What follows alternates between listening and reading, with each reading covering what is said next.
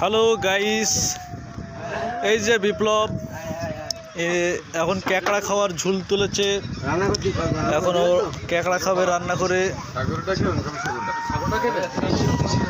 সাগরের ক্যাকড়া খাবে বিপ্লব। এখন সাগরের ক্যাকড়া খাবে। কোন ক্যাকড়া খাবে বিপ্লব? দেখতো, হাত দিস নি, হাত দিস নি। দুই একটা মুখ মেলা থাকে, আঙুলে বলে দড়িতে বেঁধে রেখেছেন কেন? কামড়াবে তাই। এইগুলো বিলবলা কাঁকড়া বুঝলেন, এটাও সাগরে, আর গভীর সাগরের আছে, এটাও আছে। এই মুসা, গভীর সাগরের ক্যাকড়া যদি খেতে চান চলে আসুন মৎস্যকন্যা খাটা। বিপ্লব, গভীর সমুদ্রের ক্যাকড়া খাবি? হাই ভাই, আপনি খাবেন না গভীর সমুদ্রের ক্যাকড়া? না, এটা খান ভাই, সেই স্বাদের তুলনা হয় না ভাই।